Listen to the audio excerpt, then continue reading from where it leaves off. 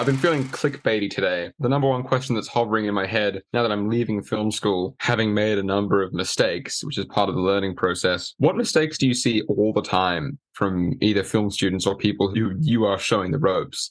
So we're going to go full clickbait today because I want to, not out of clickbaitiness, but just because I want to hear this. Give me your top 5 most common film student mistakes, and how do people overcome them? Do you see them being overcome? Do you have a reason as to why they may happen? Okay. That's not because we have a whole. Okay. All right. Hang on, calm down. Let me finish.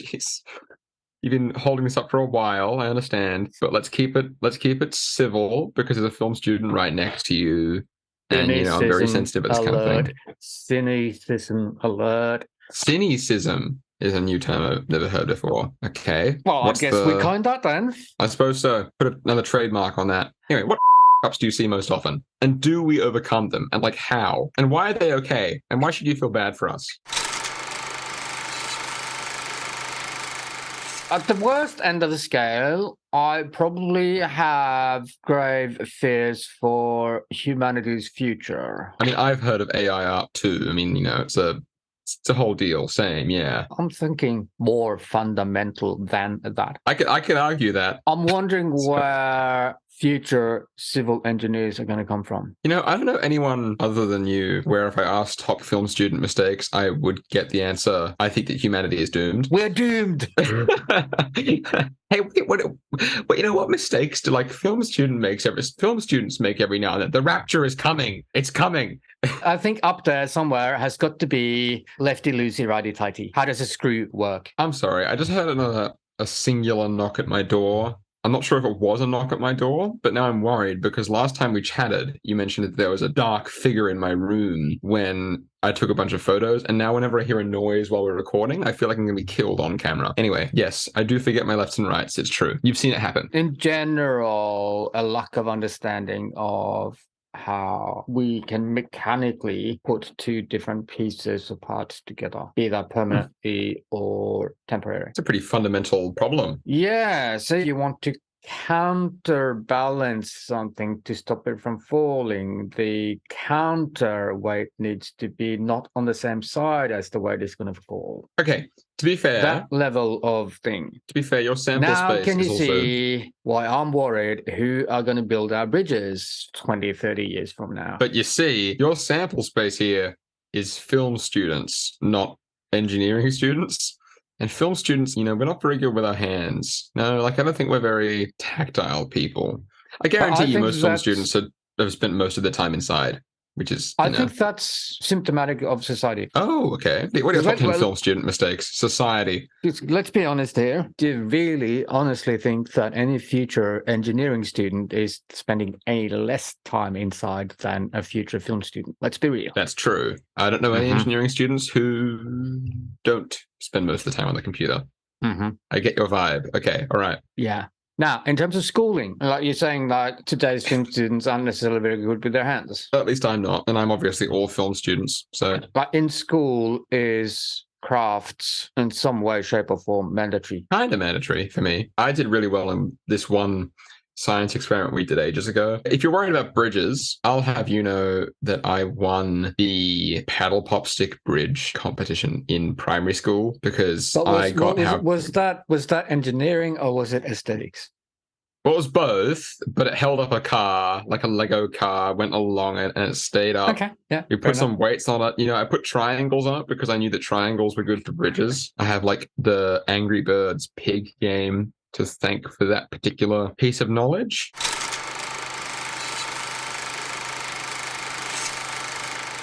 Next one is a lack of three-dimensional awareness in two-dimensional images. You've mentioned this a couple times before, and I'm beginning to understand what you mean over time as you mention it. Becoming aware of depth lighting was a fairly revelatory moment for me, but then I also went, why was I not aware of that? Why was I not innately aware that I could put a light behind my character? and in front. Why did I not think that? Or that if you see background and you see character, there can actually be space between the two. That one isn't pasted on top of the other. Yeah. That seems to be a huge stumbling block for a lot of students. One of my proudest moments on our grad film sets was when the DP and I of a certain short, it was shot at night, we're looking at this one shot and going like, it doesn't look great. Like, we're not super satisfied with it. And I picked up this, like a floodlight, like a massive torch, and I put it 5 or so meters behind the camera and just to the left side, like out of shot, and just turned it on. And it didn't look wonderful, but it looked like moonlight, passing through the trees behind all of the characters. It was in the woods, the bush. And it was like, it wasn't wonderful, it wasn't fantastic, but it improved things. Wait on.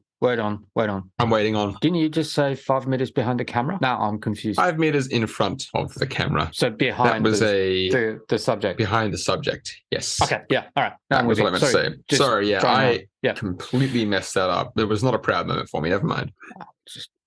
That's okay. You can keep it in there. The moment it clicked for me that this was endemic was when I had a student who was trying to recreate a edge light. So, that kind of thing. Yeah. By putting the light fixture right next to the camera and trying to use barn doors to block the light from the center. That's a shame. Gotta learn somehow. I have no comment on that because I guarantee you that's something I would have done. If I had seen the image and then wanted to recreate it, I probably would have done that at some point. And yeah, but just for the exact same reason you're pointing out, because of a lack of an innate understanding that images have a foreground and a background. I'm not entirely sure what it's down to. I mean, at first it really, really threw me because your generation, Gen Z, is seen as the screen generation. Your generation is seen as the innately digitally literate generation. And so I think with that has come an assumption that you're also visually literate by default. Yeah, but we're probably if we are visually literate. You've grown up consuming images and content from day one. Yeah, but I'm wondering whether it's got to do with touchscreen consumption. I've got everything right in front of me there and I can touch it. And my touch doesn't go beyond that plane. Everything sits on the same plane.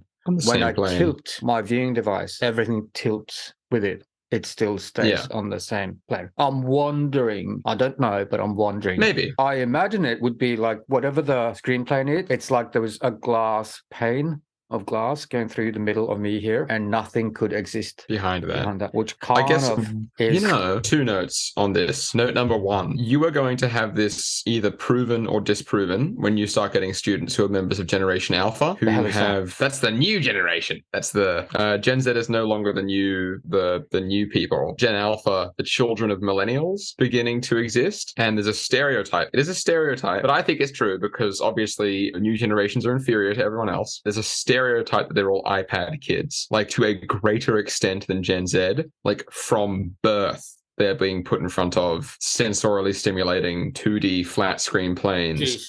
I'm just at all times. Horrible images of really kind of narrow C-sections for birth and everything now. From birth. Yes, some things are best left unsaid. Anyway. Or edited out. Anyway, or left out of the brain. Note number 2, less grim. On that note, this new idea, this new subconscious image of the background is a 2D plane that cannot be penetrated. How do you think the volume plays into that? The volume? Right at the minute, I don't know, because that's kind of predicated on larger screen, larger screen sizes, bigger distances. I say that now, but a green screen does the same thing. The volume just recreates the light. That's the only real difference. You could argue that a green screen also creates this impression that there's only one background that cannot be penetrated, but we achieve depth. Not if you do it well. Yeah, it's probably going to be the same case for the volume, However, I think it is true that audiences are becoming more aware of the volume look, and whether or not the volume look is subconsciously created by an effect of the background being less dynamic and depth focused is up for debate. I think a lot of the volume stuff relies on the background being mostly out of focus, or at least being a bit soft, but maybe there isn't enough in that area to talk about it right now because it's still pretty new. I've left you speechless. I was waiting for a conclusion. Yeah, well, that was a real stream of consciousness. Sorry, what I meant was I was waiting to see were you concluding there or were you going to move on and add... Anyway.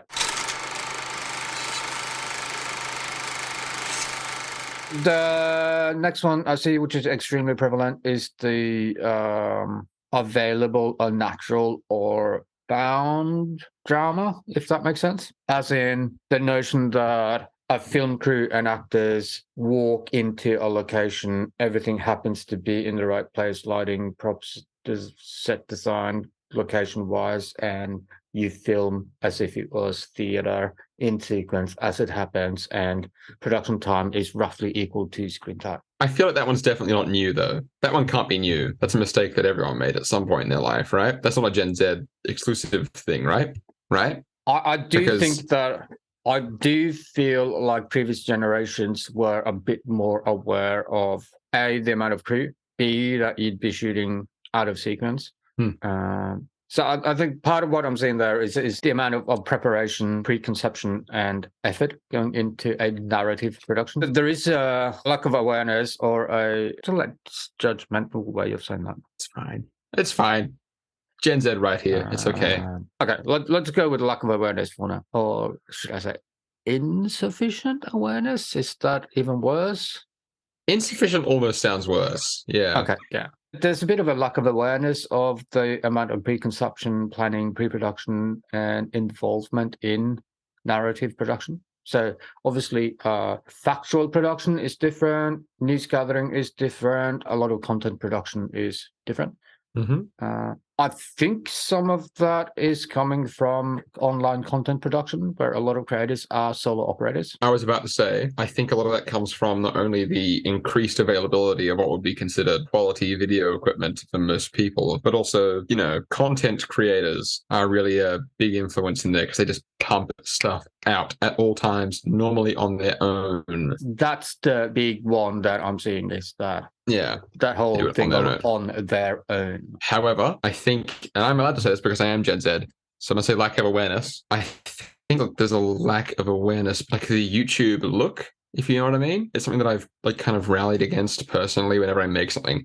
I never want anything to have the YouTube look, and I can't describe it, which is really frustrating. I'll try to at some point, but stuff that is made very quickly on your own with a moderately cheap prosumer camera may be well shot and well edited, but it has a certain look about it. It isn't bad, but it's not something that I want to strive for if I want to make narrative stuff. A lot of sketch comedy channels have that. I'm not necessarily talking about anything as directly correlated as that. Yeah, but what I'm trying to say is I think a lot of people don't necessarily want to separate themselves from that look. It is the norm for a lot of people who just watch stuff on YouTube. But in this context, whether I see the attitudes kind of affecting students' learning path isn't so much in the look and the outcome. It's in the process. It's in the logistics. It's in the management. Yeah, hang on. What I meant to say is that lack of a focus on logistics and management and like the long-term pre-production and the crew and everything comes from a bit of a satisfaction with the YouTube look, this kind of lack of a desire to exceed it, and this understanding that people who do make stuff like that on YouTube do make it in that way, and that it's all right. And it isn't necessarily a bad thing. It's just something that I don't really want to deal with. But I realize the way that my stuff looks right now probably is the YouTube look. My goal is to get past that somehow, whereas I think a lot of people don't care. They don't really want to, as long as they're making stuff that they like, which is completely fine. Hence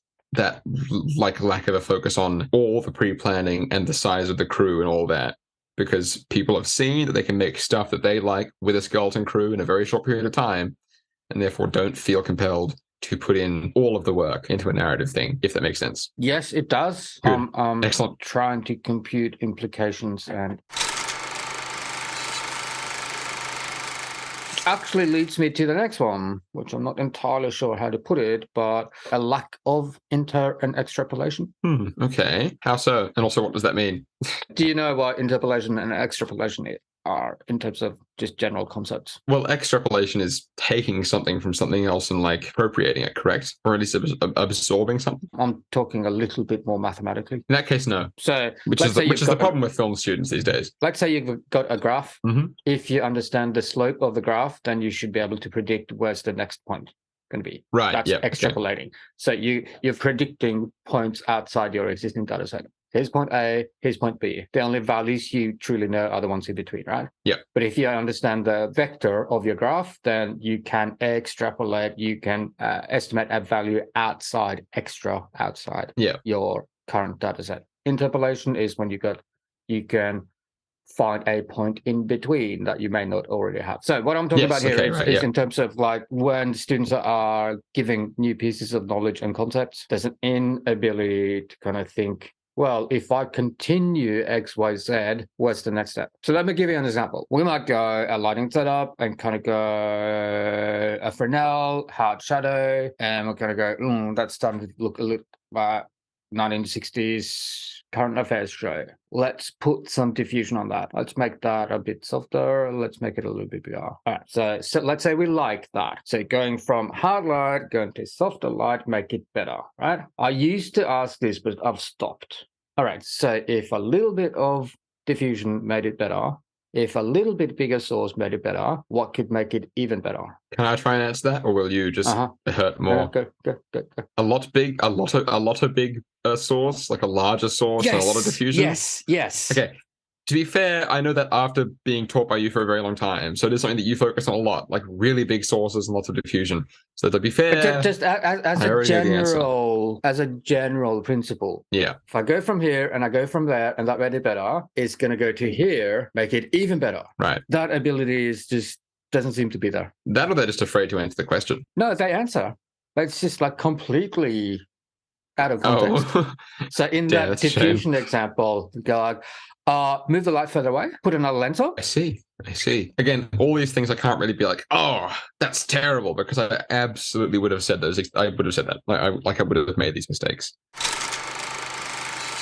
Another one I think is the one and done, where lessons and assignments or tests once completed. Done. No more worry. Like don't worry about it. You've completed that knowledge and skill. Yeah. Rather than seeing this as milestones of feedback, and that it is going to take repetition and practice and whatnot. And do you see that the retention once the test or the milestone or the whatever is done just isn't there? I feel bad for any people who came out of film school thinking that they were like qualified. It's kind of, getting at me is the whole kind of notion that in creative arts that a mark or a qualification, a written qualification, is kind of gauging your ability in the art form. Yeah. Like for me, the reason to go to film school was because I think that as a person, I need a bit of structured academic learning to point me in a certain direction, which is what it's done. But I don't feel qualified. I'll feel qualified once I've worked, And I worry for people who think that they're qualified. And I think it's pretty easy to simply be moderately embarrassed to be a film student because it's just a funny thing to spend a lot of money on. Hence why I would never harp on about being qualified or anything until I actually had a job, had like worked it for a year or had been paid for my services. Like it really is an introduction. And the one and done was a thing that I sort of struggled with, because while I knew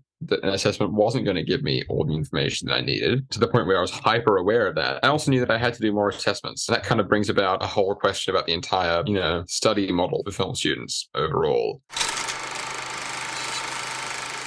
That goes across any tertiary education as far as I can see. Specifically in the creative arts, in my humble opinion. Yeah, I think it becomes particularly troublesome there, but I do think that in a lot of places, the drive for consistency and accountability, I think, has kind of made assessments ill-suited to gauge suitability for whatever field people want to go into in the future. Ah, okay. What I'm saying by that is that it feels like the tertiary education system is training people how to create assessment submissions. Oh, no. As in, like, how to interpret a question, how to check the rubric, how to make sure that you tick boxes to meet XYZ criteria. My camera just died. I'm okay with no Ethan for a little bit. Like no visual Ethan. That'll be okay. Okay. All right. It's been around for quite a bit, where there are huge questions about the validity of IQ testing. Ah, yeah, I'm aware of this. That IQ testing has become so standardized, so kind of honed in on being repeatable, that in essence, what the IQ test measures is what the IQ test measures. It's how good are you at IQ tests and not what's your IQ. Yes. Yeah. And it feels like that with the tertiary education system, like how good are you at writing assessments? As in assessment submissions, assessment papers, whatever you want to call them. Something. I've kind of bemoaned this black hole box or black box attitude that I feel is getting conditioned into students right from school onwards through tertiary education, where any knowledge, any concepts, any ideas to do with XYZ assessment, once the assessment task is complete, all associated knowledge, skills, concepts, ideas get packaged in this black box together with the assessment. It's almost not even it is a film student problem, but it's also an education system problem. Tertiary education, secondary education, like, do you have an idea? When do you think that starts? Year 6? Probably secondary Year education 7? For me is when the a knowledge of assessment criteria kind of emerged. Mm-hmm. And from there on, it's becomes a game of how to get the most out of the assessment task, i.e. the number, i.e. how to perform in assessment, rather than how well do we understand, how much can we make use of the concepts and ideas and skills from more of an assessment outcome focused activity rather than a learning outcome focused activity. Does that make sense? Yeah. And it makes it difficult to teach, because once an assessment is gone, I feel like I can't rely on being able to build on that knowledge and those skills, because they're just gone. So that was one and done. Those 4 were pretty high, kind of a little bit out on their own. Does that make sense? Yeah. But then there's a lot of little ones. So hear me out. I'm just going to list one-liners and see what you think. So one of them is a lack of willingness to invest. By that, I mean things like tools, apps, etc. Along the same lines, as students get a little bit more competent, the lack of tools or bringing tools, or you know that hell, like no tool belt on set. Like that's a really big pet peeve and a big head scratcher for me on many levels. I had a tool belt on set, and it was very funny for everyone else, but it was actually very handy. Yeah, that's probably my biggest one, but I kind of feel like pet peeves, you know what I mean? Yeah. Oh, I know. Yeah, big one. Oh, okay, gotcha. I think more students fail, and by that I mean not academically, but fail in making the career they could potentially have, fail in living up to their creative and professional potential. I think more students fail in that regard because they're not trying than students who fail because they aren't talented enough, they aren't good enough, whatever. That's tough. Is that something you can spin in a way that doesn't sound moderately mean-spirited, or is it something you're very passionate about? No, I don't know what it is, and it's not me being judgmental. Yeah. No, I do think it is a huge confidence issue. I think it is a big lizard brain issue. Yeah. But yeah, so many students I can see, you know, like you catch them out of your eye when no one else is around. Like they try something, they do something, but as soon as I look at them, or as soon as there's more than 2 or 3 other students around, like they just disappear into the background and they're not trying. I reckon that's worth focusing on. Yeah. And I think another example is the wallflower students that you never hear from. Right. But then you get handed in an assignment and it's just, where the did that come from? Wow, I want to see that. I want to hear that. Not expect that coming from person XYZ, whatever. But yeah, once there are other people around, once there is something practical to try and put it into practice, what they're showing me in terms of ideas and creativity, I think we should focus on that. Huge shoe.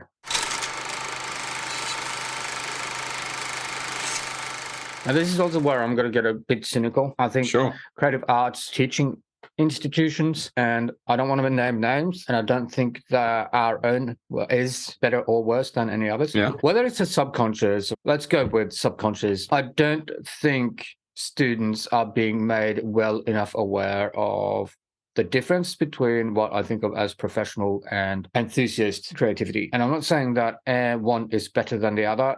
They're just different. Yeah, I think I see what you mean. I think it's something that I've also noticed in myself. I think what is like the ultimate difference, I think, is that it's not always fun. Yeah, that's kind of the... Yeah. That's the number one. That's the you mean the professional creativity? Yeah, the professional creativity. Yeah. I think when people find out, including myself, when people find out that a lot of the creative process, like a fair chunk of it, is not fun. When enthusiast creativity is just all fun and all expression, it is a very difficult thing to kind of discover and pull through. But I feel like, any good person will then kind of become familiar with the concept of a labor of love, and I feel like that's kind of like necessary to be able to make anything creatively. Yeah. It's gotten me through a lot of doubts about ever writing consistently, because I would just occasionally sit there and go, this part is boring as shit. Brainstorming sucks. And like every moment where I'm not actually putting words on the page is boring and dull. But the second you recognize that the stuff that isn't fun is worth it, it starts being fun, but it does require that you do it first a lot of times until it starts working. Yeah. From my experience. I have additional concerns with that. Just to lay it out so we're all clear, like viewer and everyone and community. And I think creatives beyond filmmaking, other art forms, musicians, whatever. That difference that I'm looking at in terms of the difference between enthusiast creativity and professional creativity. Enthusiast creativity is probably what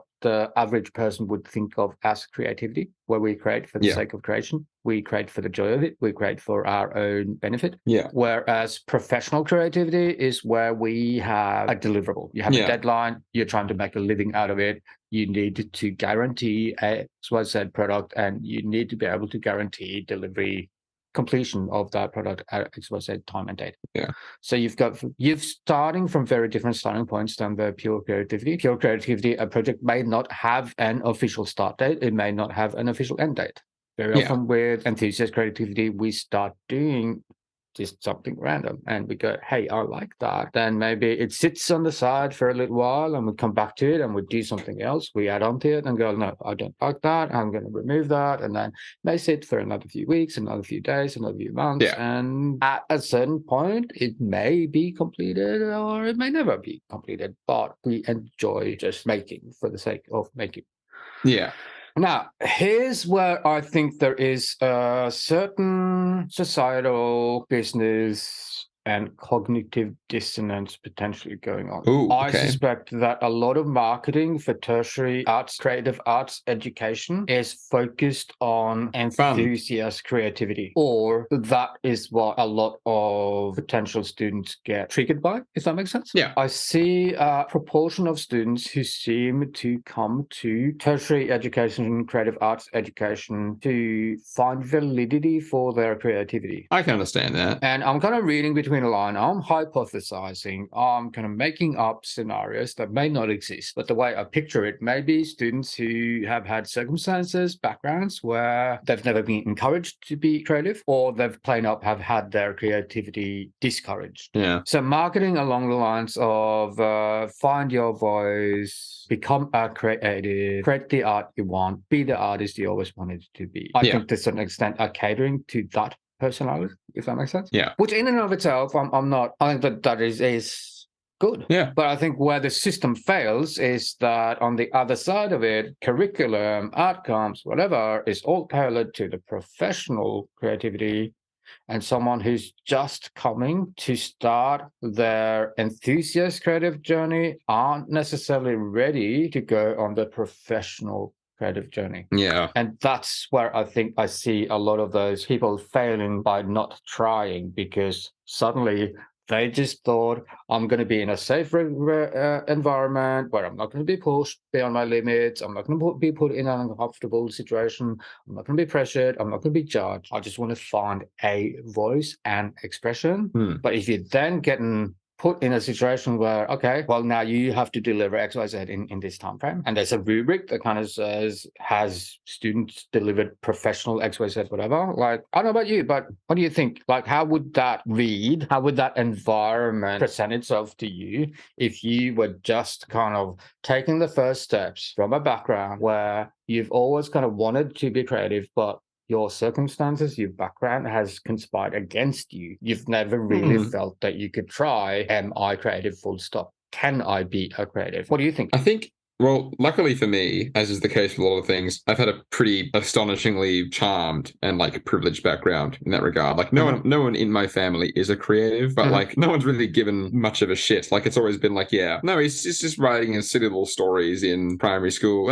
Yeah, no, he's just doing his drama. Like it's been, I've been encouraged. It's really nice. Like I've had a very nice environment that's fostered creativity. I've never had a moment where anyone around me has, like, unless I've repressed it, where anyone around me has like fully dismissed it, or at least anyone whose opinion I actually value has dismissed it. I think I also have the benefit of knowing whose opinions I value, which I realize is kind of hard for people who might have really, really important. Like people who have fairly complicated or nasty authority figures in their lives don't have the environment that allows them to foster that sense as easily, I think, which is rough. And that's the thing, because there is that kind of, I know what you're saying.